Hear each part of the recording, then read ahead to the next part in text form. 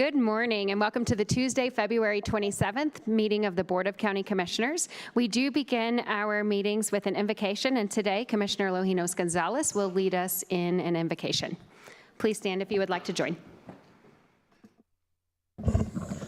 Lord God and Father above, we thank you for all the great things you've given us. We ask for your mercy and grace upon us all, and for your wisdom as we make decisions today, and for our local community and for our state and our country. We also pray for those who are endangered and are right now fighting a few fires in our area, that they will be kept safe and that they will do a great job in protecting our communities. And in this we pray. Amen. Thank you. And Mr. Schleicher, would you please lead us in the Pledge of Allegiance? Please join me in the pledge. I pledge allegiance to the flag of the United States of America and to the republic for which it stands, one nation under God, indivisible, with liberty and justice for all.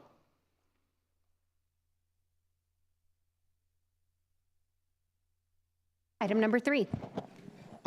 Item number 3 is staff emergency items, and I'm unaware of any staff emergency items today. Item number 4. Item number 4 is changes, postponements, and notice of the next meeting. I'm unaware of any changes or postponements to today's agenda, and the next meeting will be March 5th at 9:00 a.m. Item number 5. Item number 5 is the consent calendar consisting of items 5A through 5S1. Are there any members of the public wishing to speak on any item on the consent calendar today? Hearing none in the room. Any online? Okay. Commissioner, comments, questions, and a motion. I move approval of the consent calendar, items 5A through S1. And I'll second.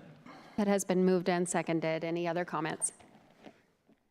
I'll call the roll. Commissioner Williams. Aye. Commissioner Vanderwerf. Aye. Commissioner Gonzalez. Aye. Commissioner Geithner. Aye. And the chair votes aye. The consent calendar passes 5-0. Item number 6. Item number 6 is the proclamation recognizing the retirement of Christopher Garvin, Cami Bremer, Chair, Board of County Commissioners. Thank you. Good morning. At this time, I'd like to invite Chris and the leadership of our Department of Human Services to come to the podium before I begin reading this proclamation. It is my pleasure to read this on behalf of my colleagues to honor a man whose dedication to our most vulnerable citizens and has had so much impact on so many lives in our community. Chris, the number of people here to celebrate you, it's just a fraction of who you've impacted and who could be here today. So to all of you that are here to join us today, thank you. Thanks for taking time out of your schedules and being here. After I read this proclamation into the record, 5 of you will have the opportunity to say a few words about what Chris's service has meant to you, to your department, to your career, and to our citizens. So many more of you could speak today, and if you're not part of the 5 that are scheduled to speak today, there is another celebration for Chris on Thursday, February 29th. From 1 to 3 on the 3rd floor of the Citizens Service Center. And so if you just make your way to the 3rd floor and would like to be a part of that celebration, you will be let into that. And we invite you all to attend. So with that, I would like to move the following proclamation recognizing the retirement of Christopher Garvin. Whereas the Board of County Commissioners of El Paso County, Colorado, with deep appreciation, acknowledges the retirement of Christopher Garvin following his 30 years at the El Paso County Department of Human Services. And whereas Christopher was hired in January 1994 as a child protection caseworker and consistently demonstrated a strong commitment to his profession and the professional development of those around him, resulting in promotions to numerous leadership positions during his 3 decades at DHS, and becoming the DHS Deputy Executive Director in 2014. Whereas his tenure included contributions to numerous recognitions and awards for DHS, including distinguished performance from the Colorado Department of Human Services, a 2018 County Innovation Award, and the 2015 Independent Inclusion Award. And whereas Christopher has performed a critical role in developing and fostering relationships with community partners, with frequent collaborations, board memberships and involvement, and volunteering, including Pikes Peak Continuum of Care, Suicide Prevention Partnership, Colorado Springs Leadership Institute, National Alliance on Mental Illness, or NAMI, Pikes Peak Elder Abuse Coalition, and Fountain Valley Senior Center, to name only a few. And whereas he has served as a voice for human services policy at the state and national levels, including his appointment to the Colorado Department of Human Services Policy Advisory Committee, Adult and Aging Sub-PAC, for several years. And whereas Christopher has contributed to enhanced communication with DHS employees through his compassion, encouragement, and transparency, thereby improving morale and well-being of employees. He has played an active role in Wellness Week planning and implementation with the DHS Wellness Committee. And whereas he has dedicated more than 40 years to human services, focused on making a difference in the lives of children, at-risk adults, families, and individuals. Now, therefore, the Board of County Commissioners of El Paso County, Colorado, hereby proclaims its gratitude to Christopher Garvin for his more than 30 years of service to El Paso County and wishes him the best in retirement. Done this 27th day of February 2024 at Colorado Springs, Colorado.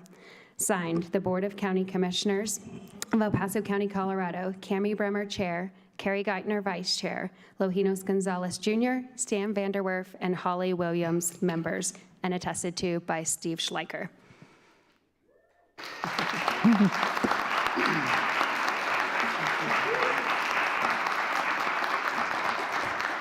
I will second that motion. Thank you, Commissioner. One big wow. Thank you, Commissioners. I'm very honored that you recognize my public service here in El Paso County. And I was trying to think about what I wanted to say, so I had to write it down because I knew I'd probably lose it if I look back here at all my friends and colleagues and all of you. So I'm going to read my speech. So as I stand before you today, my heart is filled with a myriad of emotions as I bid farewell after a fulfilling 30-year career at El Paso County Department of Human Services. The journey we've shared has been nothing short of incredible. The time has come to express my deepest gratitude. First and foremost, I want to thank you, the Board of County Commissioners, and my colleagues both at DHS and in the community for the unwavering support, camaraderie, and shared moments that have made this professional voyage truly remarkable.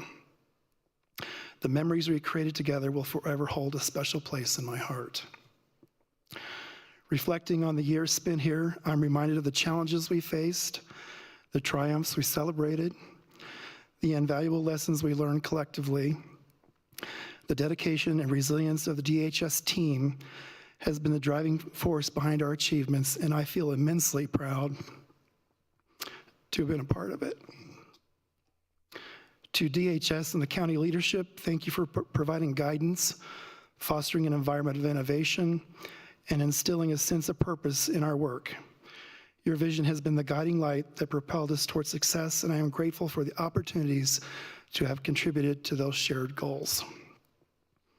As I transition into retirement, I carry with me not only the skills and the knowledge gained, but also the cherished relationships forged throughout my career.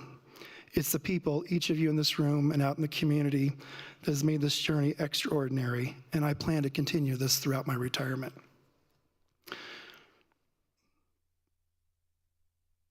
To my family and loved ones and friends, this is the hard part. Thank you for your unwavering support during the highs and lows of my career. For your understanding and encouragement have been the pillars of my strength, and I look forward to a new chapter we'll write together. While my time as an active member of the DHS team concludes on Friday, my commitment to our shared values and aspiration endures. I leave with a heart full of gratitude, a mind enriched with experiences, and excitement of what the future holds. As I step into this new adventure called retirement, I carry with me fond memories of our time together, and I wish you all continued success, fulfillment, and joy in your professional journeys, all of you. May our paths cross again, and until then, let's celebrate the past and embrace the possibilities that lie ahead. Thank you from the bottom of my heart for this incredible chapter of my life. Thank you.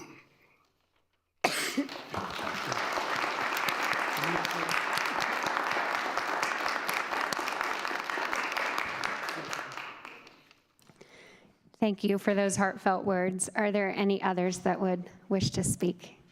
Gratitude towards Chris's service. Please introduce yourself. Thank you. Stacy Quiddick, Executive Director of the Department of Human Services. I too wrote this down so that I wouldn't cry, but if I did, I came prepared. It's an honor to be here today to celebrate Chris. He's had such a profound impact on so many, including me, the agency, the community, and those we serve. I've had the privilege of serving El Paso County side by side with Chris for the past 2.5 years. He's been an incredible guide to the community for me, a historian of the agency, and a partner in continuous quality improvement and pretty much everything else internally. Recognizing the retirement of an employee after 30 years of dedicated service is a rare opportunity, and I'm so excited to get to be a part of it. To our community partners, Chris has long been the public face of the Department of Human Services. He has probably lost count of the times he shared tables, meeting spaces, and the time with community members, nonprofits, and others. He's built a solid reputation as someone who will share information and ideas to help organizations in the region better serve our community. Externally, Chris has been a steady influence in our community, and internally has possibly made an even larger impression. He has been a steady support to a positive culture at DHS.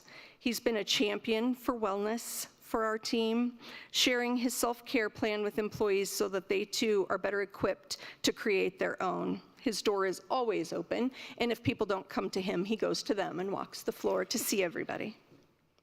I was recently speaking with one of our student interns who had had the opportunity to meet with a community partner who described Chris as a social work warrior.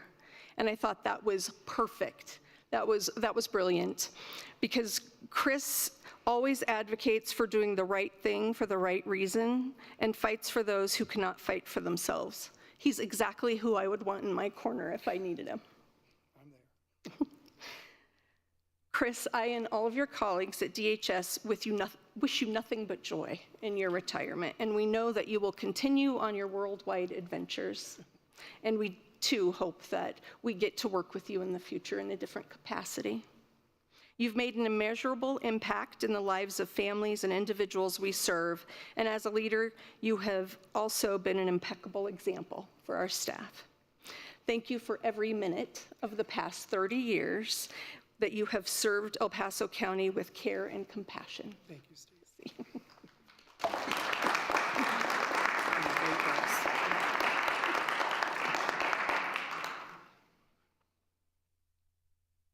I'd love to invite community partners to come up before we take up all the slots. I think they're all busy doing the work.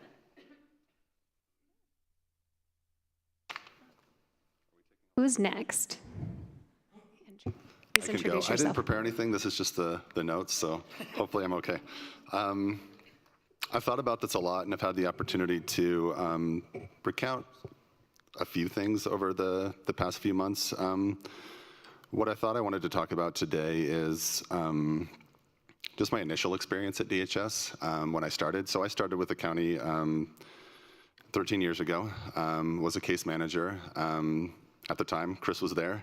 Years before, Chris was there. But what I remember the most is that I knew Chris as I think he was maybe a program director at the time. And it's what Stacy mentioned, I think, is Chris was there. Chris walked the floor. Chris would say hi to employees. Chris got to know you as an employee. And that always resonated with me, because that wasn't always the case for the leaders that I saw there at DHS at the time. Throughout the years, I had the opportunity to work with Chris in many other capacities. Just recently, he's my predecessor, so successor coming into the deputy role. But the training with Chris started years ago, and all the opportunity as I got to observe him as a leader, both internally and with partners as well. So his passion for the work, incredibly inspiring. His connection to the community, incredibly inspiring. And his care, I think, for the clients and the population that we serve, incredibly inspiring. I've had mixed emotions over the past few months, knowing that Chris was leaving, and as that date got closer and it became more and more official. But recently, he'd returned from a trip, and I remember being excited that Chris is coming back. His presence in the office, always positive and inspiring. But then I realized, okay, well, Chris is coming back, but he's coming back for 2 weeks. And so a sense of sadness, I think, at the time, knowing I was excited, but then also knowing that that maybe he was leaving. But as I thought about it more and more, I think about all the work that he's done. I think about his role in turning our APS into a leader across the state, and him being hands-on with that. I think about his work with Wellness Week that Stacy talked about, and the incredible, the positive, this is why I should have written something down. The positive impacts that have come out of that as well. And so saddened by the fact that he's leaving, but I think as I look around the agency and I look around our programs and I look at the people there, Chris's hands and your impact, Chris, is in all of that. And hope to still see you in the community and at other opportunities as well. But I love knowing that even when you're not around day to day, you really are in everything that we do. So thank you, Chris, for your service, and thank you for being a mentor and inspiration to me and probably all of us. So.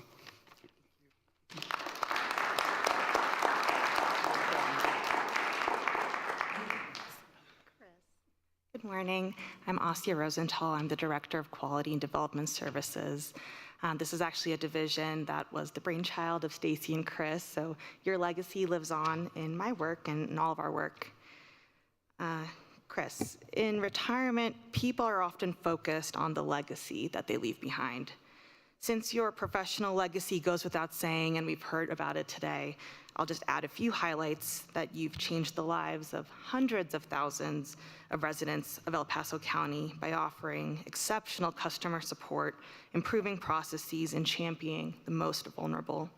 You have been and will continue to be an integral community partner. In fact, I'm no longer surprised when your seat is empty at events, since I know you're being pulled in 10 different directions by all of the adoring members of the Chris Garvin fan club. And they're all here today as well. Chris, what I want to spend a little bit more time on, however, it's your personal legacy. You bring joy, fun, passion into everything you do. You're a walking encyclopedia of El Paso County organizations, streets, restaurants, cultural landmarks. You perk us up with your impeccable outfits, your entertaining stories, and your delicious baked goods. I'll just comment on the addictive cupcakes with the cream cheese frosting. You can't leave without sharing your recipe for that one. Chris, you always honor and respect others, and even more importantly, you celebrate others. I've never felt more supported in my Jewish faith than when you've showered me with support on Hanukkah with candles, socks, t-shirts, and a handmade pillow I'm going to cherish for the rest of my life.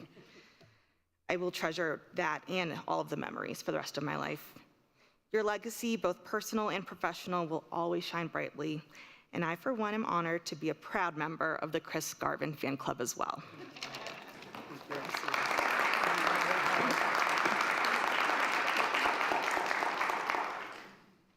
Good morning. My name is Karen Logan, and I'm the Director of Economic Benefits at the department. And I think probably I'm the oldest person that's, not the oldest, but the longest person that's worked with Chris. He started with the department just a few years after I did. And over the last 30 years, we've worked either next to each other or around each other or on committees together and things like that. And I've been honored that Chris has been my boss for the last 7 years or so, something like that. I don't know, it's been a while. But I'm gonna tell you a few things you don't know about Chris. So Chris, everybody loves Chris because he's a great leader, he's a great mentor, he dresses impeccably, that even if you do the best to dress the best you can, he's always going to outdress you. So we all know that about Chris, but some things you don't know about Chris is he's a great carpenter, remodeler. If you've ever had a chance to see his old home that he remodeled, it's pretty amazing. I could never imagine Chris strapping on a hammer or anything else, a work belt, to do any kind of remodeling because of the way he always dressed. But he's an amazing person in so many different ways. He's a great cook. He's a very nice person. I mean, there is nobody that is around Chris that is a stranger, not for very long anyways. He's as a boss, he does a really good job of kind of keeping staff in check in a way that doesn't make them feel like they're being corralled. So I really appreciate that. And he is really good at telling you maybe not all that you want to know, but he definitely tells you what you need to know. And I appreciate that from Chris, because he knows that I appreciate people that are honest. So I just want to say that, Chris, I am not sad that you're retiring. I'm glad that you and Jerry now get to spend your time together. I am sad for the people that are left at the department that won't get to know Chris, because he's pretty amazing. And we'll always care about you.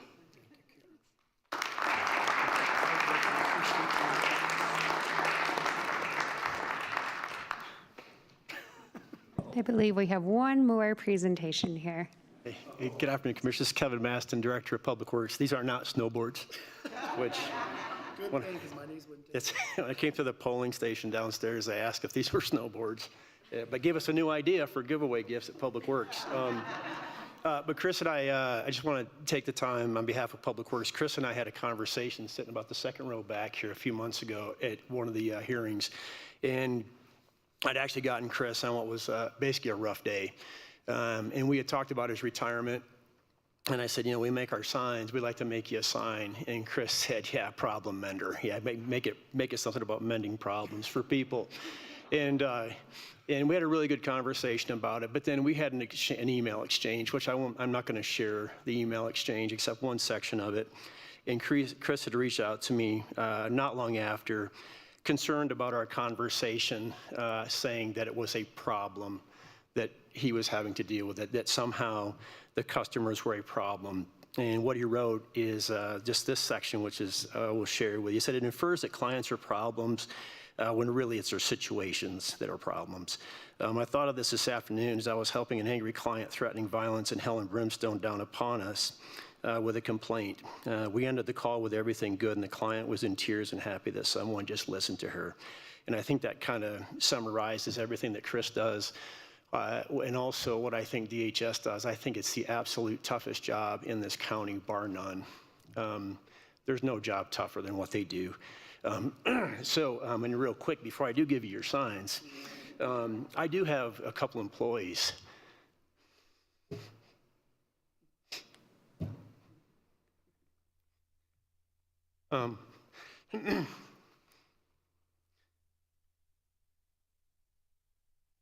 Sorry, I had a couple of employees that would not be here without you. And I will keep their names silent, but there was a time in their life where you turned their lives around, and they're now our county employees. So, all right, here we go. So, That's what it's all about. that's it. So as we talked about it, before I got the email exchange from you, I do have a to Chris Garvin Crisis Way sign.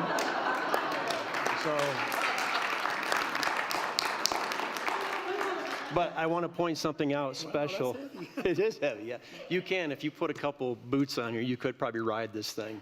But I want you to know that it's Chris Garvin Way. It's not court. Courts don't have exits. Cul-de-sacs don't have exits. But if you go down a way, there is an exit when you're in that crisis and you're on the way. There's always a way out of a crisis. That's right, exactly. And if you tell the people just keep going, they will find themselves on Problem Mender Way. And this is, here we go.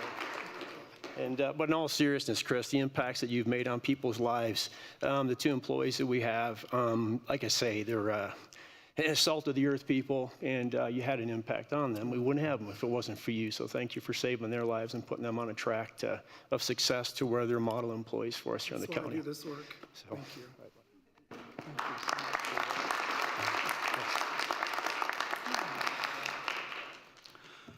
Well, just a couple more comments. I want to thank my DHS executive team. They are really the hard workers along with our staff who do the hard work every single day that is sometimes heart-wrenching and tragic, but also rewarding and just warms your heart of the stuff we do to help families and children and the elderly and at-risk adults. You know, it's just really tough work. And I know the Board of County Commissioners have been so supportive. In all my 30 years, every Board of County Commissioners have been supportive of our department. We've had our ups and downs, of course, and we have our trials and tribulations, but ultimately it's the team, it's the community, and this is a beautiful community to live in because of all the great leaders and the collaboration that happens in this community. We can't do this alone, so I send out my heartfelt thanks to all of them, all the nonprofits I work with over the years, and all the programs and innovations we've done. And it's just been so exciting, and I'm so happy to be an El Paso County employee and soon to be a retiree.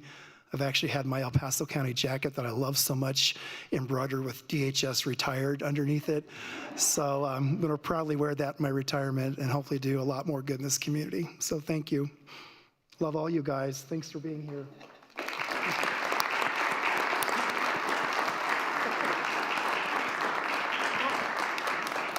One more thing, just one more thing.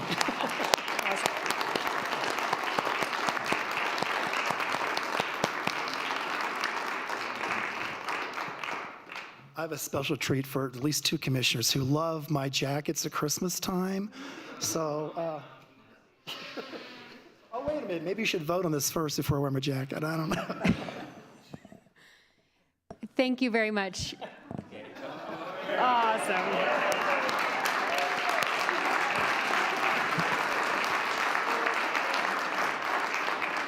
This is my professional retirement jacket. Fantastic. All right. With that, I will bring it up here for comments. Commissioner Vanderwerf. Thank you, Madam Chair. Awesome. I love that jacket. I'll let you borrow it sometime. There you go. I just might. I appreciate so many of the great words that I've just heard, and a couple I'd like to mention. Social work warrior, that's awesome. You know, 28 years in the Air Force, I like social work warrior, that's fantastic. And I did not know there was a Chris Garvin fan club, so now I want to be a member of it. Can I be a member of the fan club? And I think it's so awesome. I've always commented with you about you know, the dress you wear. It's always tasteful, but there's always just a little piece of, you know, color in it that's just a step beyond. You and I know we've had that conversation over and over and over again over the years. And I just want you to know that was an inspiration to me. So for my tuxedo, I bought a vest that has a gold leaf paisley pattern on it. I bought it because of what you wear. That's awesome, thank you. And I've actually worn it a couple of times, and I get actually really great comments about it. So you see? Yeah. And it's, you know, another word that came to mind is being a mega therapist. I think you're actually a therapist, and more than a caseworker. You just help everybody that you run into. But there's one of the reasons for it. It's actually been brought out before, but I want to mention it again. You're really a gentleman and a diplomat. Thank you. You know how to figure out how to work with anybody, whether they're having a good day or a bad day or anything in between. I've seen that, and that's a real professional skill. And I would say, you know, even with the highs and lows that you've had, and you've mentioned them, and I don't even know what the lows are, it's okay. You're on a high today. You're starting a new path on a high. I just think that's really wonderful. And I think it's important also to just, you know, think back and reminisce about, and there's probably some notable people in there, all the people that you have helped. This is really special. So it's not been just those that you've directly helped with your social work skills or whatever it is, but also all the people that you've mentored who then go forward and do the same thing. I have no doubt that the number of people that you've helped is in the 5 figures. It's in the tens of Oh, thousands. thank you. I don't know. And then when those lives are fixed and corrected, or maybe set on a new path where they can figure out how to grow, that spreads. That goes then to their family members maybe, right? And to other places. So we'll never, you know how this is, we'll never truly know the total impact, the total positive impact that you have had in the community, wherever it is. But we all know it's huge. Thank you. We all know it's huge.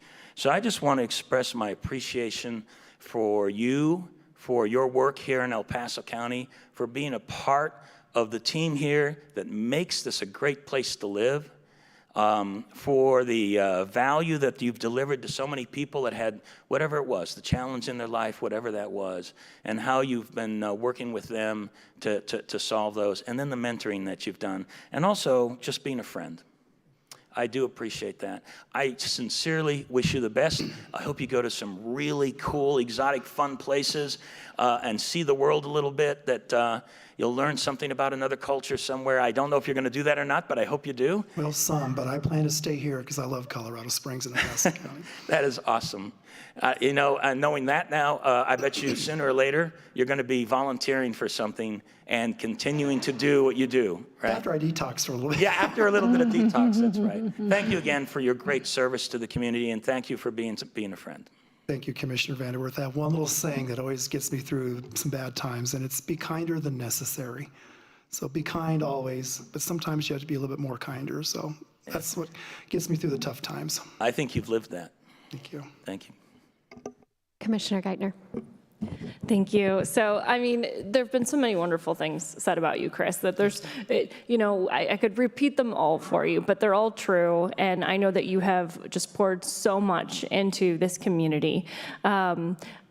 I'm excited for you because people who work hard deserve to play hard as well. And every time I've seen you come back glowing from a splendid vacation, I can just picture you getting to spend a lot more time getting your tan and all those fun things in your retirement. So thank you for the tremendous impact that you have made and your years of service here. And undoubtedly, as others have said, you have touched a tremendous number of lives and made our community a better place. So thank you and enjoy your retirement.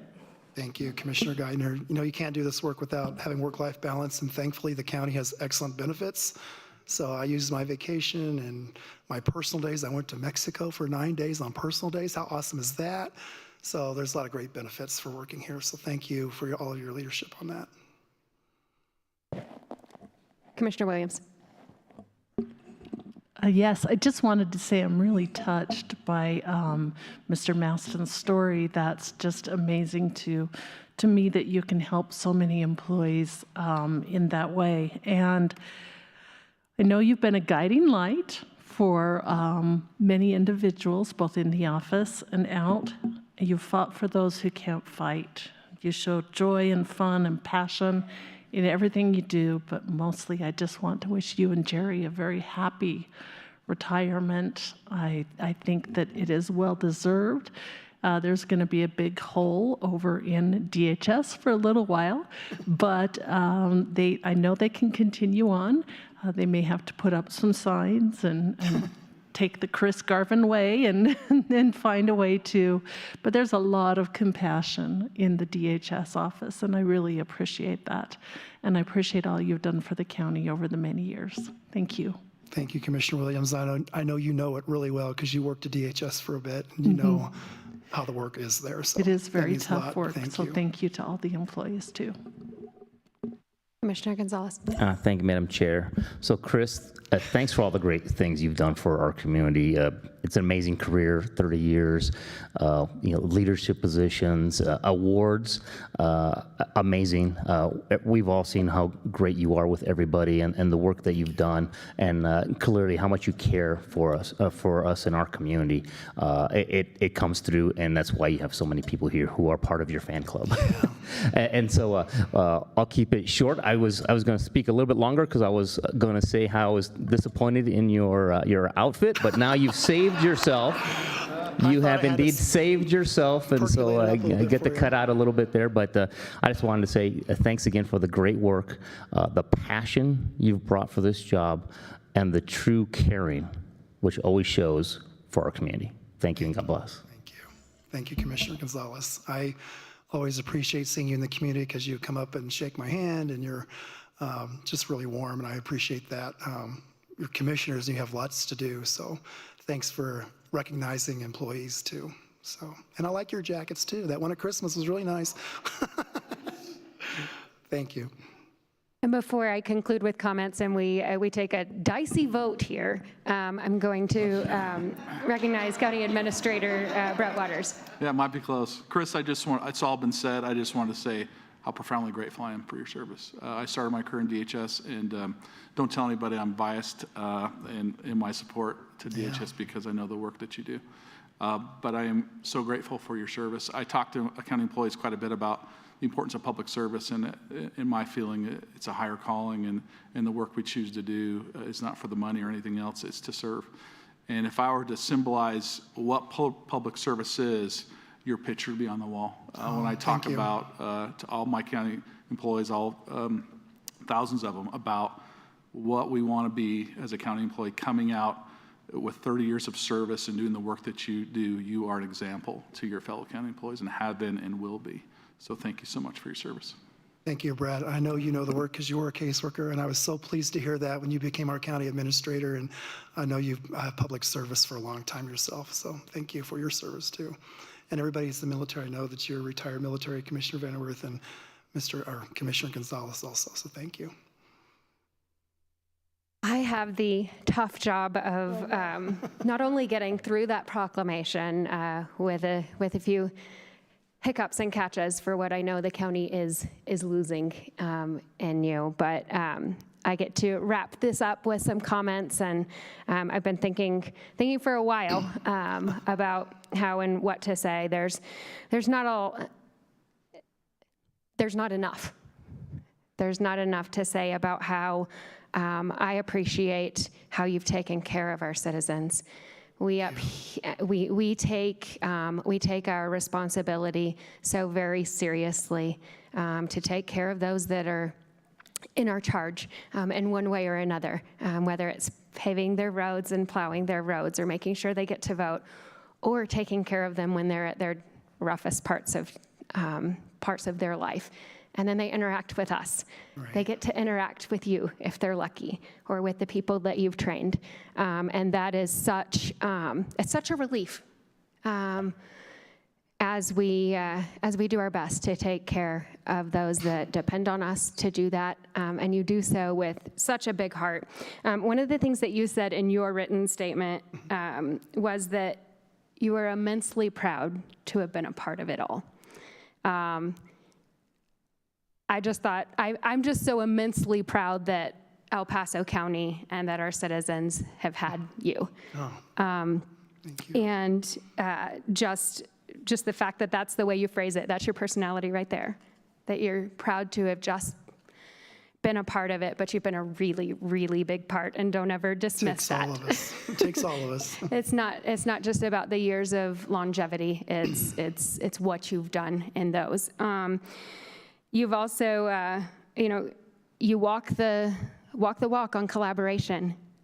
You've created a whole next generation of problem menders, and that will be exciting to see the creative and diplomatic and statesman-like way that you have taught people to deal with some of the toughest problems in our community and in our world today. So. If you don't know Chris well, you might know that he loves giraffes. I do love giraffes. I remember having a conversation with you when I first kind of saw your office and asked you, okay, what's this about, other than just loving, a beautiful, majestic animal, right? And I actually started at that time, a few years ago now, did some research, and I've had a couple of random icebreaker questions where people are like, if you could be one animal, what would you be? And I steal yours now. and it's a giraffe. But as I think about you and your leadership, you've really exemplified that. And I don't know if you know this, but there's an entire thing called giraffe leadership. And I've heard about it. Yeah. we've basically, we've heard it described in how people describe you today, but it's about creating a workplace where everyone feels heard, valued, and inspired. Imagine leading like a giraffe with its tall neck, big heart, and keen senses. And that is so very you. Stand tall and proud. You stick your neck out for others, and you have a disproportionately large heart to the rest. So that is forever a legacy, and I, for one, do not see or think of a giraffe without thinking of you. And hopefully it's a reminder to lead and to inspire like you do. And I'm sure you'll find some other ways for that to continue. I hope we see you in that collaborative nonprofit work in the community in a different capacity these days. So Thank you. Congratulations. And with that, it'll be a dicey vote. Commissioner Williams. Aye. Commissioner Vanderwerf. Close call, but aye. Commissioner Gonzalez. Aye. Commissioner Geithner. Aye. And the chair votes aye. Congratulations, Chris. Thank you. Thank you.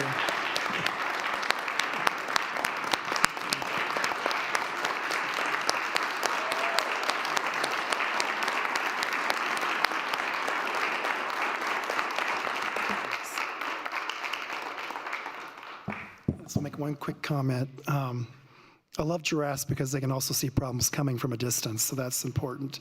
But one thing, Commissioner Bremer, I don't know if you remember this, but we were at NACO in Washington, D.C., and you took the time to, I think we were at the same restaurant, and you saw Jerry and I, and you came over and sat with us and shared pizza, and that meant a lot as a county commissioner to come and hang out with county employees who are representing the county in D.C. So that little act of kindness was really impactful to me, so thank you. Thank you, Chris. We'll take a brief recess for a photo.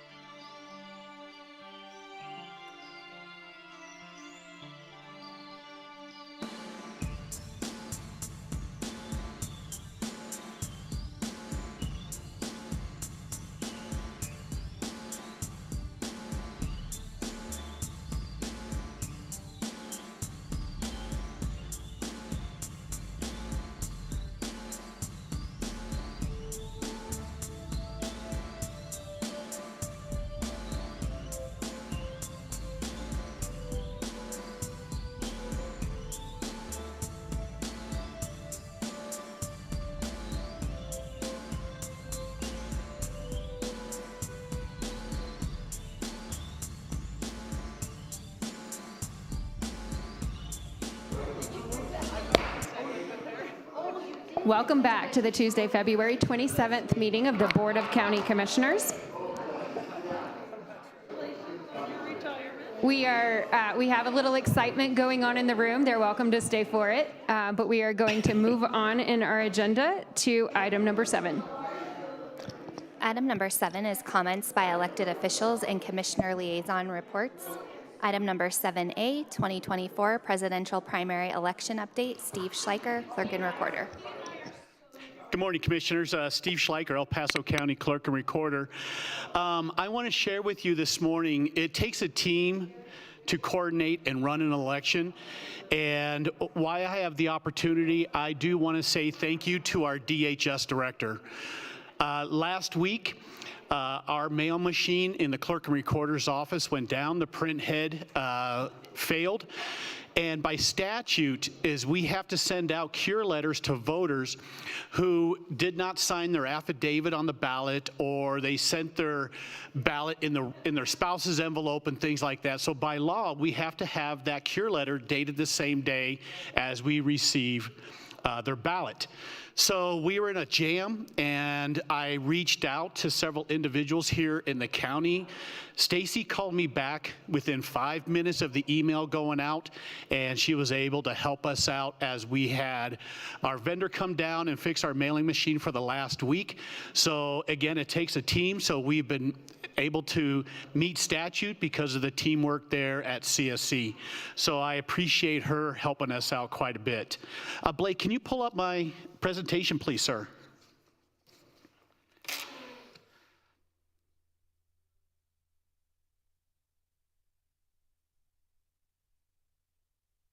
So, Commissioners, I'm just going to go ahead and have this be real quick.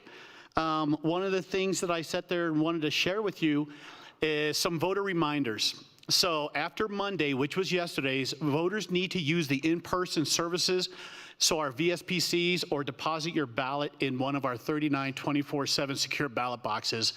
What I'm concerned about is if folks are still going to use the USPS, that we probably may not receive their ballot by 7 p.m. Tuesday night, Election Day. So please use one of our VSPC polling centers, or bring it to the office, or drop it off in one of our secure ballot boxes. At a VSPC, you can register to vote or update your voter record, vote on an ADA ballot marking device, and also get a replacement ballot. So as of yesterday morning, we have 6 VSPCs that are open from 8 a.m. to 5 p.m. We opened up the Citizen Service Center yesterday morning, UCCS, and as you've noticed, downtown Centennial Hall here opened up. The Southeast branch, our Powers Motor Vehicle branch, Fort Carson Motor Vehicle branch, and also our Union Town Center Motor Vehicle branch in Briargate. We will be opening up 5 additional VSPCs on Monday, March 4th, the day before election. They will be open from 8 to 5 p.m. We will be opening VSPCs at the Fountain Utilities Building, the Meridian Ranch Rec Center, Pikes Peak State College, the Centennial Campus, the Town of Monument Public Works Building, and a new one is Colorado College, the Warner Campus Center.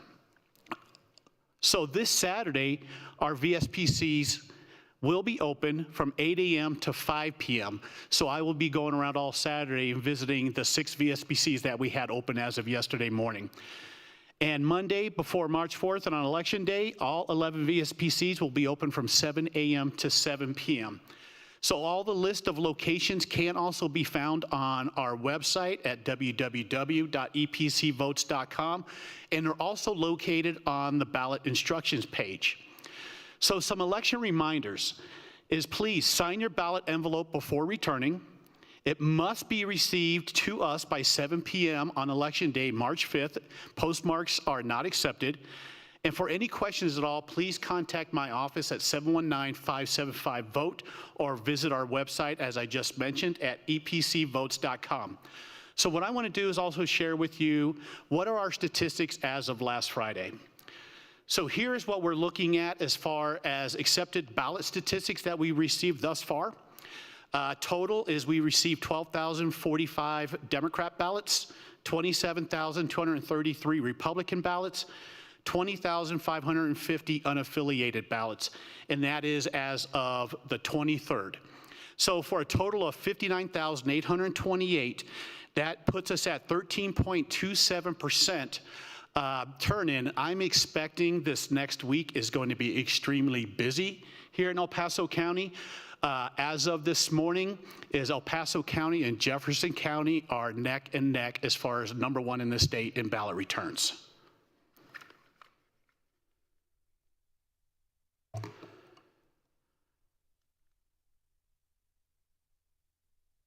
Sorry, commissioners. Here I went ahead and put a linear chart based on the days coming on in, but as you will sit there and see, is we had a huge spike. We received nearly 27,000 ballots last Tuesday. So we are seeing a significant number of ballots coming in. 98% of our ballots are being brought in of using the secure ballot drop boxes. For example, our VSPCs are picking up. They're getting busy. We had 29 individuals vote at the Citizen Service Center yesterday. And here is basically a graph here for you all to sit there and take a look at as well.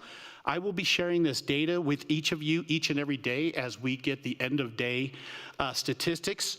The other thing I want to share with you is I'm looking at doing things a little bit differently in the clerk and recorder's office. The big question that continually comes up, especially during a primary election, if it's the presidential primary or if it's our upcoming June 25th primary, is a lot of confusion regarding our unaffiliated voters about getting 2 ballots.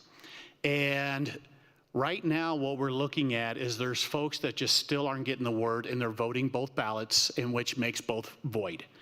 So I'm sitting here trying to work with the PIO, things like that, of how to get that out there and talk about that. The other question that comes up, especially during this election, is why are these candidates still on the ballot? And folks will sit there and, you know, they listen to national news, they read the paper and things like that, and understandably so, is some candidates have withdrawn nationally for the race for President of the United States. However, as I've shared on social media, text messages, and also in our media platform, is that is dictated by the Secretary of State. The national campaigns, although they'll announce that they are no longer running for the office of President of the United States, they have to submit paperwork to the Secretary of State to withdraw. And that takes some time, and what it comes down to is money, because these are campaigns that were accepting money all the way up to the day they announced they were withdrawing, and they were paying their staff, you know, that are assisting them. So they have yet to submit that paperwork, which in turn is brought down from the Secretary of State. So until that happens, is we cannot remove them from the ballot, and that is dictated by the Secretary of State. However, over the next week, if that paperwork is submitted by candidates that have withdrawn or suspended their campaign, we will put that information up in our VSPCs for those voters to notice that, and we will also update our sample ballot where folks can go out there and see that change as well. But I just wanted to sit there and just clarify that a little bit, and that is one of the biggest questions that we're getting in my office today, is about the candidates that are still on the ballot. Are there any questions? Commissioner Van der Werf. Yes, thank you, Madam Chair. Thank you for the update. Appreciate it very much. Great information. And of course, there is a way for people to register to vote if they're not registered presently. So if you wouldn't, just for the record, so it's on public record here, if you could explain how someone could register to vote in case they might be listening in or something, and that would give them an opportunity to know how to do that process. Absolutely, Commissioner. It's a great question. So folks that want to sit there and register to vote, they can come into my office at the Citizen Service Center, or they can go to epcvote.com, or to even make it easier, you can register to vote by visiting one of our 11 VSPCs, which today 6 are open, and we'll be open up another 5 here on Monday morning. Very easy process to register and have your voice be heard. And can they register on the last day? Absolutely, Commissioner. You can register all the way up to Election Day. Okay, thank you very much. Thank you. Commissioner Williams. a phone number that individuals can call your office with questions? Another great question. So Commissioner, that number is 719-575-VOTE. Thank you. Absolutely. Thank you. Commissioner Geithner. Thank you, and thank you for answering some of those questions. As I've been communicating with folks in and around my district, I know several of those questions have come up, so it's been great that you've been here making sure that we know to help get that information out. And then obviously broadcasting it in these meetings so people have that information. But I do want to bring up one particular issue that you and I have spoke with, but I have not necessarily shared with all the commissioners, but I think it's an important one, and that is the clerk's office had to resend my ballot because I never received my ballot. And I was very grateful that they were willing to resend that, and yet I still have not received a ballot. And it's of real concern to me. One of my neighbors also sent me a text and said, hey, have you received your ballot? We have not received our ballots. And so we have a problem with the Postal Service in Falcon. It's a widely known problem by the community. We have talked to our federal representatives. We continue to communicate that, but it is very concerning to me that at least a couple of people I know, and it's very difficult to tell how widespread this truly is, we're not receiving our ballots in the mail. What other mail we're not receiving, we just don't know. But it's a real problem that the United States Postal Service needs to deal with, and we're going to continue communicating that. But if people are not getting their ballots, I want to make sure people know that they can either contact you.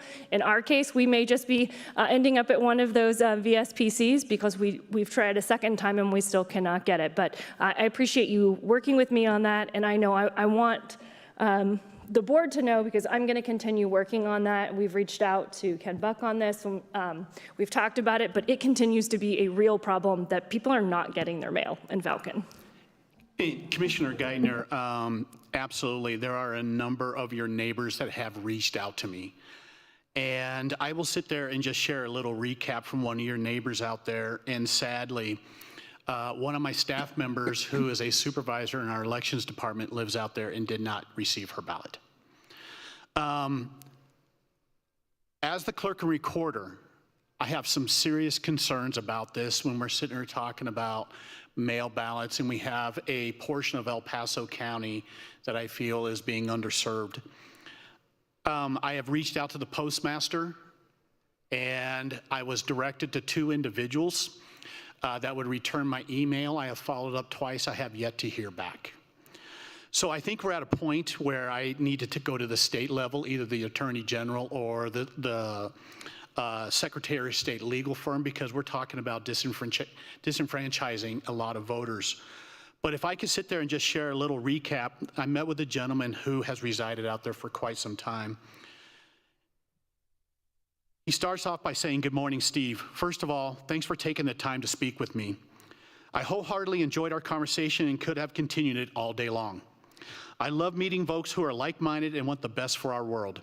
So here is a quick recap of issues we talked about happening in our Falcon-Payton area regarding our mail. 1, folks have been raising concerns about someone having a master key and the DRC stating they are not responsible for that based or their bylaws. Folks have been stating that they have been seeing the back of the community mailboxes left open. This can come from a variety of sources, being that the Payton Post Office is understaffed and or workers are working late hours and just forgot to close them. 3, Woodman Hill Filing 11, someone has a master key and is leaving the mailboxes open. Bullet point 4, if mailboxes are full, they are not being delivered but returned to the post office. 5, people are contacting the local postmaster and they were advised that there are major issues with mail and theft in our area with no response. Number 6, in the last school election, I received notification of my ballot being mailed. It took almost 3 weeks to get it. Number 7, concern with our elderly not getting their prescriptions if mailed is being delayed, sent back, or stolen. A lot of these complaints can be found on a Facebook community page in our area with a simple search of mailboxes. You will see problems going back to 2018 to present, which include Meridian Ranch, Woodman Hills, Winding Walk at Meridian Ranch, Falcon Community Forum. News outlets have reached out to Congressman Doug Lamborn's office and no action has been taken to date. I'm here to help any way I can as a concerned citizen for our community. Thanks again. Looking forward to working with you more on this situation. So, Commissioner, as you and I spoke about a couple days ago, I really feel you and I need to join forces because I do have a lot of concerns with that community not receiving this and not yet knowing what the percentage is of folks reaching out, asking for a replacement ballot, but I'm pretty confident a large percentage is from the Falcon area. Commissioner Vanderwerf. Yes, thank you, Madam Chair. I appreciate Commissioner Geithner's comments. And fortunately, I did get my ballot in the mail. However, I have a recent experience last month of having sent a check to pay a credit card bill, and I sent it to arrive 5 days before the credit card bill was due. And the credit card company received that check 2 weeks after it was due, and I had to pay interest and penalties.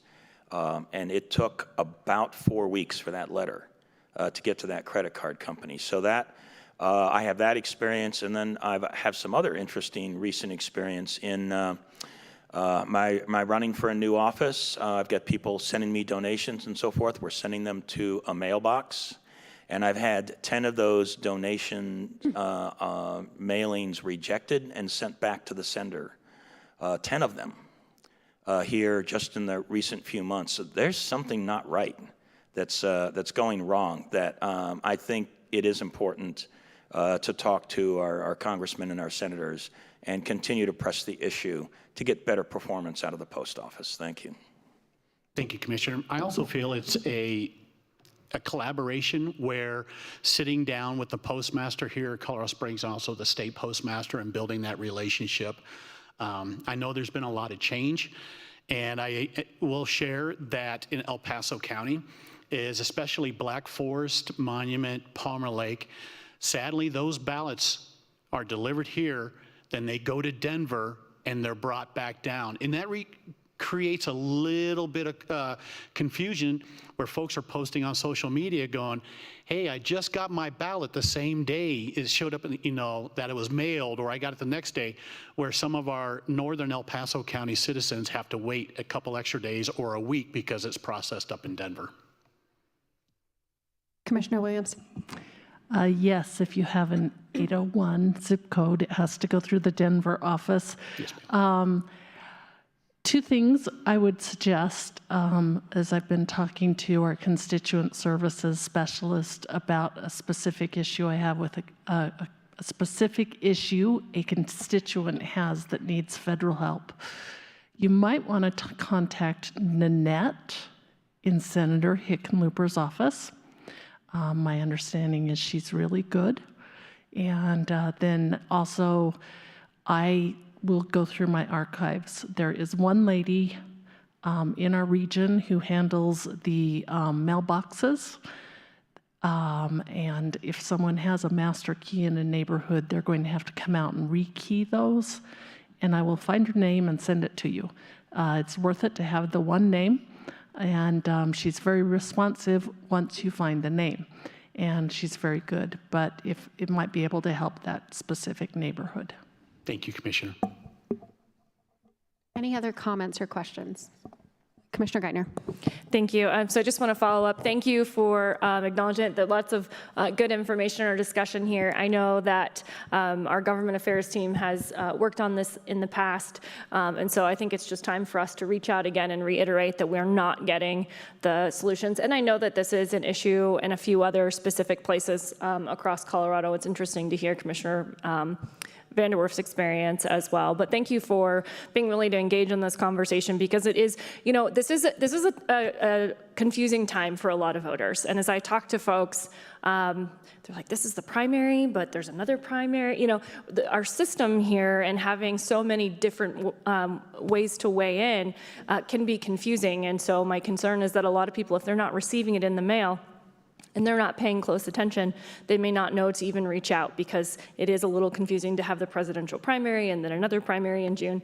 And so that's my worry, is that it'll just pass them by without them necessarily realizing. So thank you for being willing to engage on that. I'm sure we'll reach out again on this, and I look forward to continuing to work to see what we can do on this problem for our community. Thank you, Commissioner. Any other comments? Okay, thank you. All right. We will Thank see you, you next Commissioner. week. Have a great day. We're still on item number 7. Commissioner Williams, do you have any comments today?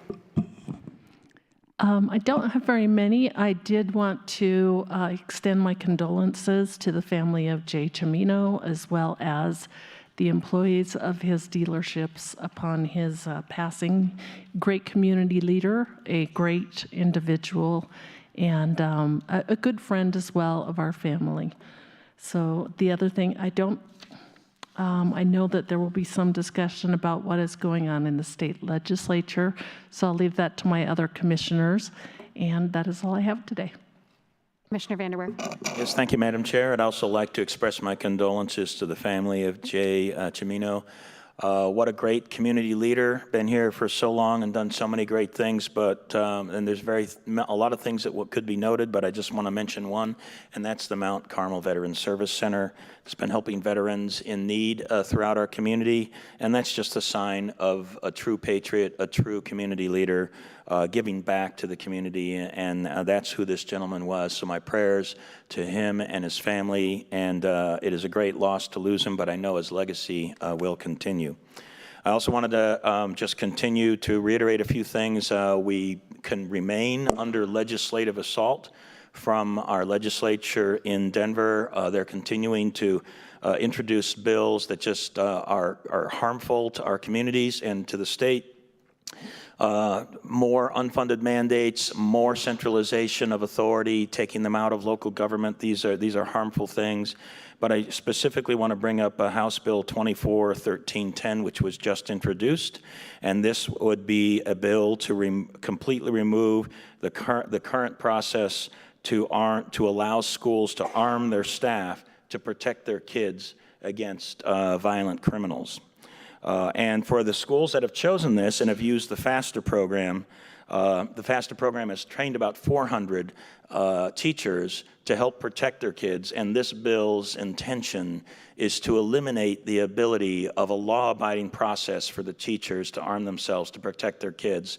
And of course, once again, the criminals will not abide by this law in any way.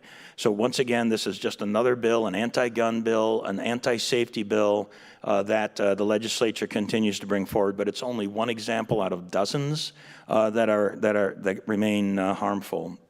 Now, having said all that, I want to talk a little bit about my schedule. First of all, I want to thank my fellow commissioners for allowing me to be out of town for a few days. I was able to make it back in time to go to the Miss America celebration with Commissioner Gonzalez. That was really amazing, but the most amazing part about it is that there's this young lady who is an exceptionally talented individual, won the Miss America pageant, but is also an active duty second lieutenant in the Air Force. And I just believe that that's really remarkable. So my congratulations to her.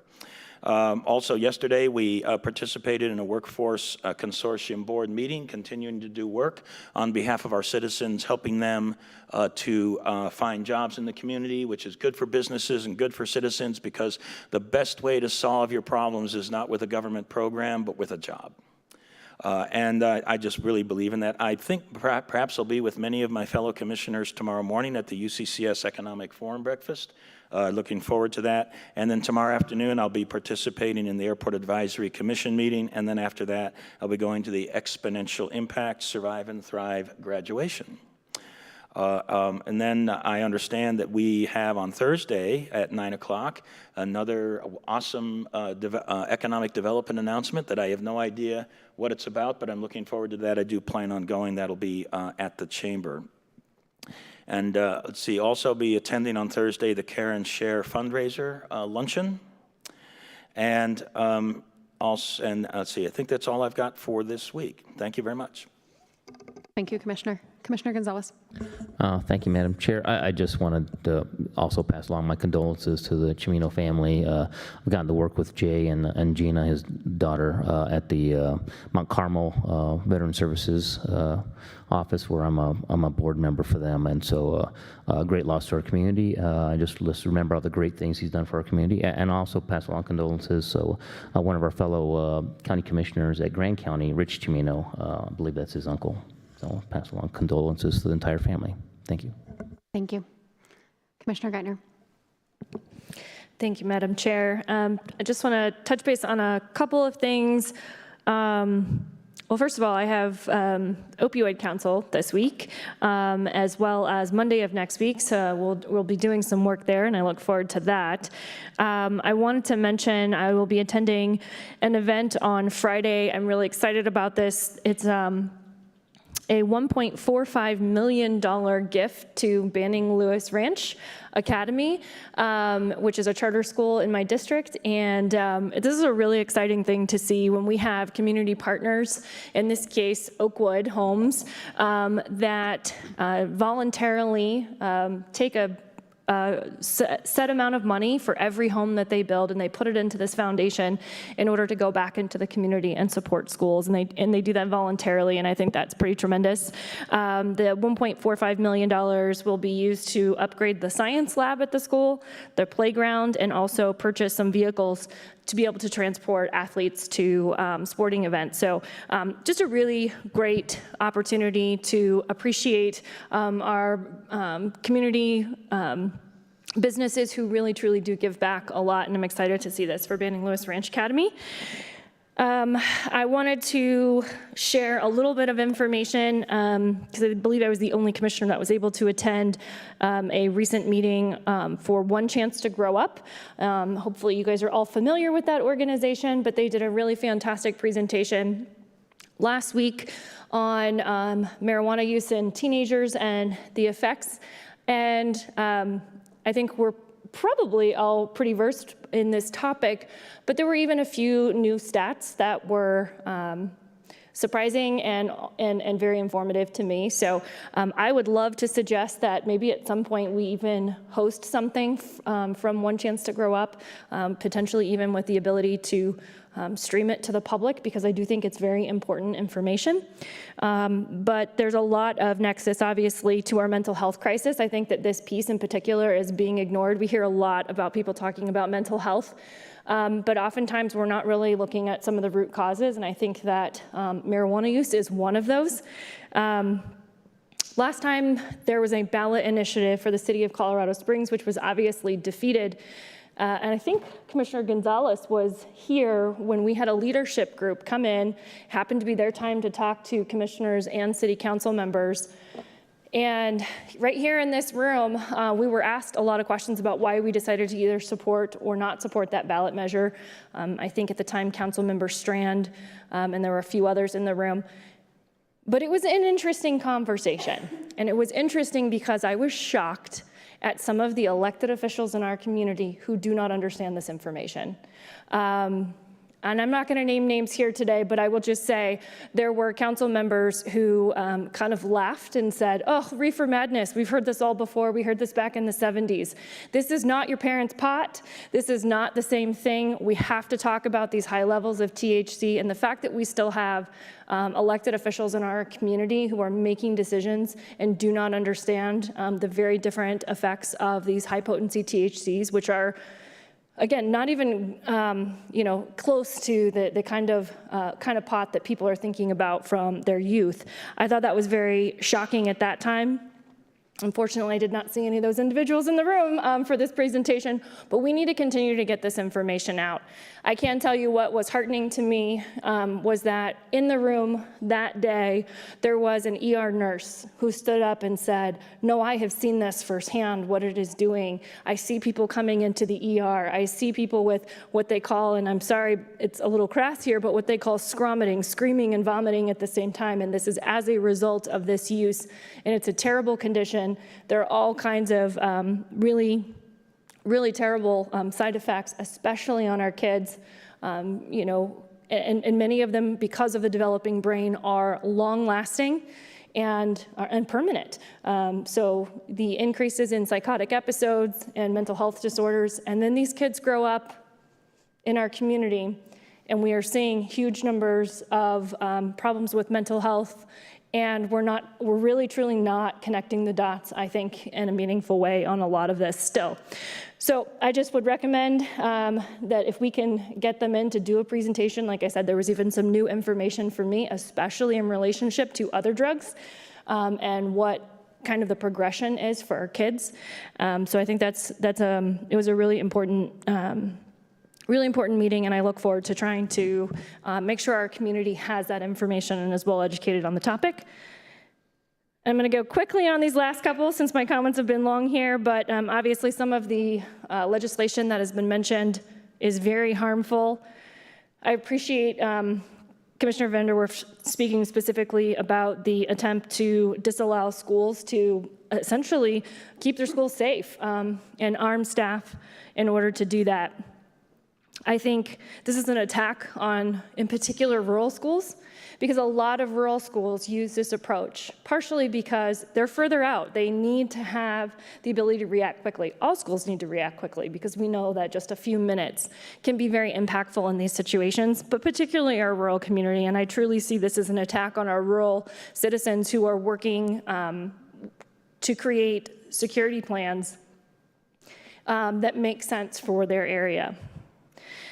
I also think it is incredibly ironic that right now the legislature is working to make it more difficult for law-abiding citizens to get their concealed carry license, and more expensive and more prohibitive, while at the same time voting against making stiffer penalties for criminals who steal guns from folks. We know that those who are stealing weapons are much more likely to use them in a negative capacity than law-abiding citizens, and yet we are putting the burden on the law-abiding citizens while completely ignoring the negative impacts of those who are, first of all, already criminals because they're stealing, and then second of all, have the potential to use those in a negative fashion and potentially hurt someone. So it's a real concern for me, and I just want to make sure the community is aware of those.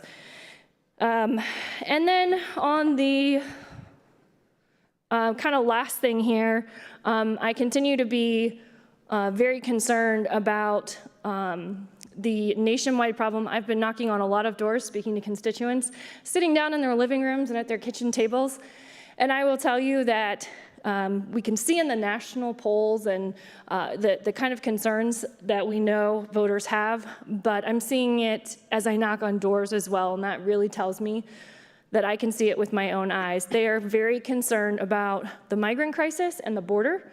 They are concerned about the trickle down from Denver. People are seeing it everywhere. And these are anecdotal reports, but observation is kind of the first key to even looking into things. And we're hearing it, I am hearing it in these conversations with people in their everyday lives. So we know that it's happening. And I continue to be very frustrated with the tricks of words that the federal government is using, the kind of things that they are purposefully doing to obfuscate what is going on in our nation and what is going on in our communities. And I don't think it's fooling the voters because they're seeing it in their everyday lives. But we know that it's a growing issue. We know that we're going to continue to see this until the border is secured and until the policies of the federal government actually change what we're doing. We need to go back to remain in Mexico. I mean, the tragedies that have happened across this nation this week when we have seen violence in our communities, and we know not everyone who is crossing the border illegally is violent, but we know that it's an opportunity for violent people, for cartels to make a lot of money. We know all of those things are happening. We've got to fix those problems, and I pray that we do not have that kind of violence in our community, but it is a real threat to our community because we don't know when it might happen. Certainly they haven't expected it in other locations until it has happened either. And then on the other side of that, just the laws are so complicated We are purposefully letting people be paroled into the United States over and over again. And so I think, I want to be very clear. When you hear people, migrants, and we don't know who's here illegally and they're here legally or they have a path to citizenship, this is all done purposefully to obfuscate the reality that these people are crossing our border illegally. The federal government is working very hard to give them some sort of status that puts them in this limbo, and instead of actually enforcing the border law. So I think it's very concerning. I took a look at the mayor's framework yesterday that was presented to City Council. I am quite frankly shocked that this was supposedly months of planning and that he emphasized having a plan over and over again. There's no plan. There's no plan in that framework. And I think also what is disturbing about that is while finally we are getting the mayor's office to acknowledge that there's more of a problem, there is still a concerted effort to try to obfuscate from the mayor's office, saying, oh, we don't really know who, we know that there's an influx coming to our hospitals. We know our hospitals are reporting a strain. We can't really pinpoint whether those are migrants. Again, that is that obfuscation, purposeful obfuscation of trying to deny or have some sort of denial of what is happening in our community because many of the laws have been created to be able to obfuscate. So that is very, very concerning to me, and I'm going to keep pressing on this issue because it is the number 1 issue. This is the number 1 issue that voters in my district are talking to me about, and I do not think that we can sit by idly and not continue to talk about what is going on in our community. Commissioner Vanderwerf. Yes, thank you, Madam Chair. I appreciate your allowing me to do a quick follow-up. I'll express again my appreciation to Commissioner Geithner for some of the comments. With regard to the concealed carry bill, I've actually done a little bit of the math on it. Since there's 640,000 concealed carry permit holders in the state of Colorado, the increased cost requirements for licensure for that on a bill that was introduced and sponsored by Mark Snyder, a local representative here, the increased cost would cost those 640,000 concealed carry permit holders $97.5 million every 5 years for compliance. And I'm just rounding up to $100 million, but it's costing $100 million for compliance. And those bills will be paid for by law-abiding citizens, and the bill will do nothing, of course, to actually make us safer. In fact, it'll do exactly the opposite because some people will decide not to get a concealed carry permit because of the cost, and then that will make our communities less safe and will produce more opportunities for criminals. So it's yet again a whole litany of bills coming out of Denver that are really actually going to have harmful effects, and that's another great example of that. I also wanted to mention, because I'm also walking my neighborhoods, I'd say 8 out of 10 citizens that do ask me a question when I knock on their door, their question is about illegal immigration. 8 out of 10. So it is the #1 issue in our community. So I will confirm that also in my part of El Paso County. Thank you. Commissioner Williams and then Commissioner Geithner. I will make mine again real short. I do get frustrated when, especially if we have a long-term media person who should understand the difference between city and county government, and they announce that city and county resources are going to be used through DHS to help undocumented immigrants. We are doing everything we can as county commissioners to ensure that the only type of resources that are used are those to answer questions from individuals calling in and then clarifying their status before they receive any services. So we continue to work as county commissioners to ensure that none of the county taxpayer dollars are spent on a crisis that Denver has created. Commissioner Geithner. I'm going to do this quickly, and I thank you, Madam Chair, for the latitude. I did want to say our sheriff went up to the Capitol last week on Thursday in order to testify on a bill that would have given him more ability in regards to dealing with ICE, because our state has prohibited our local law enforcement from cooperating with ICE. And I wanted to thank him for doing that and also make clear that is absolutely something that I support, and I believe this entire board supports. But we had a land use meeting on Thursday, and so we were not able to travel to the Capitol to do that. But I just want to to thank the sheriff for being involved in that. Unfortunately, I believe that bill died along party lines. Thank you for that update. I'll keep mine short today, but I think we've actually touched on something that can be summarized by, I'm going to make it a little personal here. For 2 weeks in a row, I woke up early one morning to find that there had been violent crimes on the campuses of both of my alma maters, both my undergrad and my graduate degree. So University of Georgia student violently killed last week, and then a UCCS student, 2 UCCS students or associated ones the week before that.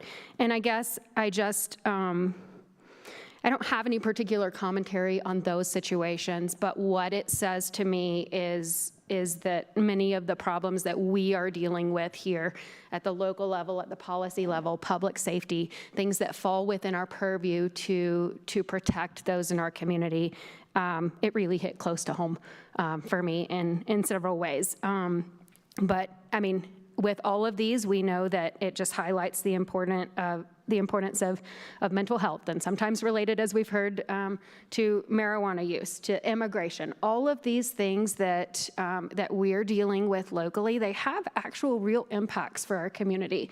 And while that full responsibility of national immigration policy doesn't fall within our purview, it actually falls in our laps to deal with the fallouts locally. And those were just two examples that hit very, very close to home for me. My prayers continue to be with those families, those students, those campuses. My sister and her family still live in Athens, Georgia, right there near the campus. And that's, I think if 2 high-profile stories from universities across the nation don't get our attention on some of the major issues that now localities are dealing with, something's not working.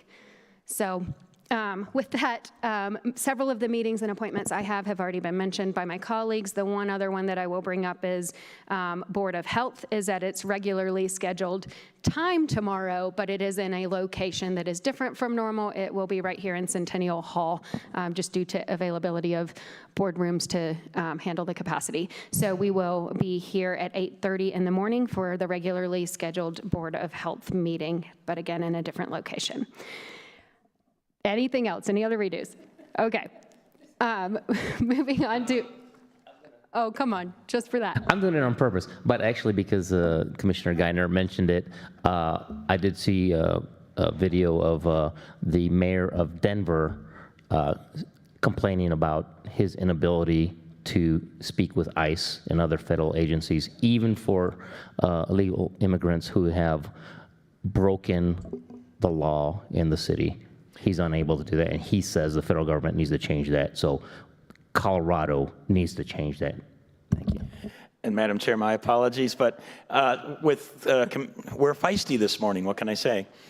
Commissioner Gonzalez, I appreciate that comment. I'll also mention that the mayor of New York City has complained about federal law preventing him from talking to ICE as well. The mayor of New York City said that also. Okay. I meant New York, not Denver. So I apologize. I didn't mean to say New York City. All right.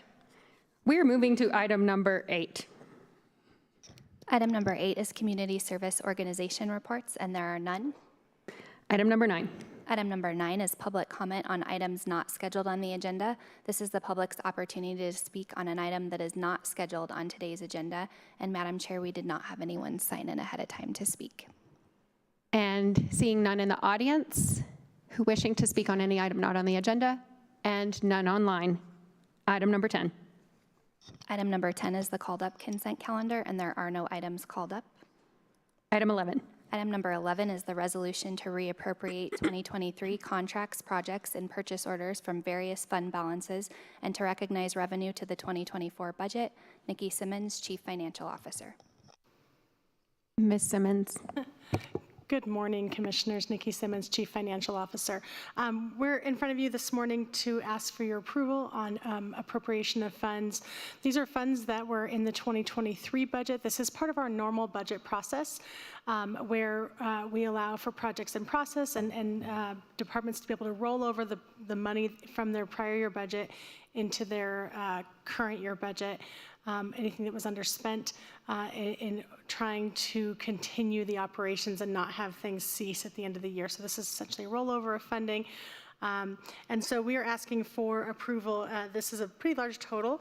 It's $133.6 million, of which was in the 2023 budget for things that were in process as of the end of the year. The largest portion of that is how we budget for grant funding. We appropriate the entire project to be spent when we receive the grant. So $53.2 million of that is the ARPA funding that is still, so we appropriate it all to begin with to allow us to continue to spend it. And so we're rolling over that amount. The revenue comes with it. And so much of this is covered by offsetting revenues. We're also asking to appropriate the $82.3 million of revenues to the future budget. There's a full list in your backup of every single PO and project that this is associated with. These are specific lines, specific items. There's no general funding here. It's all on specific projects. So if there are any questions, I'd be happy to answer those, or if you'd like any more explanation. Do we have any questions? Commissioner Vanderwerf? Okay. Okay. And you need a formal action to approve the resolution? Yes. Okay. I would like to make a motion to approve the resolution to reappropriate 2023 contracts, projects, and purchase orders from various fund balances in the amount of $133,640,541 and to recognize revenue in the amount of $82,291,710 to the 2024 budget. Second. That has been moved and seconded. Any further comments? Okay. Commissioner Williams? Aye. Commissioner Vanderwerf? Aye. Commissioner Gonzalez? Aye. Commissioner Geithner? Aye. And the chair votes aye. Item 11 passes 5-0. Item 12. Item number 12 is department and committee reports, non-action items. 12A, fourth quarter sales and use tax report 2023. Nikki Simmons, Chief Financial Officer. Again, Commissioners, Nikki Simmons, Chief Financial Officer. We are here today just to present to you the final sales and use tax report for December 2023. This report encompasses all activity in 2023 from consumers. December's report specifically is the consumer activity that happened in the month of December that is remitted to the Department of Revenue in January, and then we receive the report and the information in February. So this is the most current information that we have. Overall, year to date, for I guess not year to date, it's the entire year, the collections that were collected through the Department of Revenue were down 1.3%. And the use tax on automobiles collected through the Clerk and Recorder's Office was up 4.73%. And then the use tax on building materials, which is collected partially through the Regional Building Department as well as directly through your El Paso County Financial Services Department, was down 22.2% for the year. So when you combine all three of those methods of collection, our sales and use taxes were down 1.5% for 2023. You will recall when we started the budgeting process mid-year, we revised our projections from being up 2% to being down 2%, and we continued to trend pretty close to that throughout the year. And so these ending numbers do fit very closely with what we projected for the year and then used as a base to budget into 2024. And so we'll continue now to monitor those on a monthly basis going into 2024, but we feel confident where we're at in our budget. And we have, again, compensating areas that if we're projecting in 2024 to be up 3%, but there are areas that if that doesn't come to fruition, we have other areas where the revenues would be higher. And so we're still confident going in for 2024 for our budget. With that, I wanted to I don't typically show this at every meeting, but this is, since it's a final year-end report, I wanted to show a couple of items in what we call Attachment A. This is always available on our website for any citizen or anybody to go through. And it shows information by sector. And so you can see where each sector is kind of flowing into that overall number. And so I want to just point out a couple of them for this report. Retail was down 2.34% for the year. Food services was up 6.45. Wholesale trade was down right about 4%. And your accommodations, which is your hotels and lodging, kind of flat, but up 0.4% for the year. And then construction was down right at 5%. So this is the sales tax component of construction outside of that use tax component that I showed you earlier. So there's two parts of construction that goes together. That one was down 22%, and then the sales taxes specifically that are paid on construction materials. As you're aware, contractors have a choice to pay a sales tax when they buy the materials or buy the materials at wholesale and then pay the use tax when they build the building. And so this portion was down 4.62%. So those are the only numbers that I was planning to show to you all. If you have any questions, I did get a crystal ball for Christmas. It's on my desk, but I don't know if it works well yet. So we'll find out. Are there any questions for Ms. Simmons? Awesome. Excellent. Thank you, Commissioners. Item 13. Item number 13 is the addendum, and there are no addendums today. Item 14. Item 14 is executive session, and there is no request for executive session. We are adjourned.